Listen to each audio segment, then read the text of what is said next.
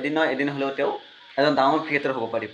দোস্ত আমি যেতিয়া স্ক্ৰল কৰি থাকোঁ আমাৰ সন্মুখতো কিছুমান এনেকুৱা ক্ৰিয়েটৰ আহে যিসকলৰ ছাবস্ক্ৰাইবাৰ 10টা থাকে, কিছুমানৰ 5টা থাকে, তেনেকুৱা কিছুমান ছাবস্ক্ৰাইবাৰ আহে, তেনেকুৱা কিছুমান ক্ৰিয়েটৰ আমাৰ সন্মুখত আহি যায়।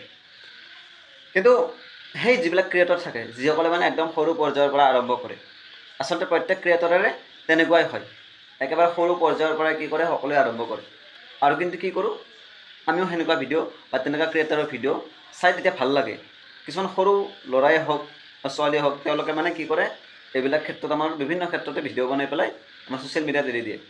আৰু যেতিয়া আমাৰ সন্মুখত আহে না তেনেকুৱা ভিডিঅ' আমিও মানে সেই ভিডিঅ'টো প্ৰত্যক্ষ কৰোঁ।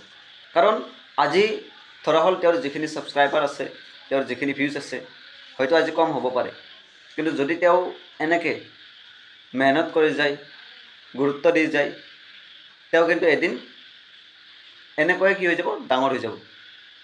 1 বছৰ লাগিব পাৰে, 2 বছৰ লাগিব পাৰে, কিন্তু কি হ'ব তেওঁ এনেকৈ যদি সদায় যদি ডেইলি কষ্ট কৰি যায় তেতিয়াহ'লে কি হ'ব এদিন নহয় এদিন হ'লেও তেওঁ এজন ডাঙৰ ক্ৰিয়েটৰ হ'ব পাৰিব।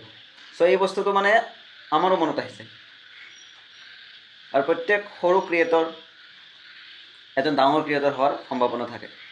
সেয়েহে কেতিয়াও হাৰ মানিব নালাগে আৰু কণ্টেণ্ট ক্ৰিয়েশ্যন কৰাত সদায় গুৰুত্ব প্ৰদান কৰিব লাগে।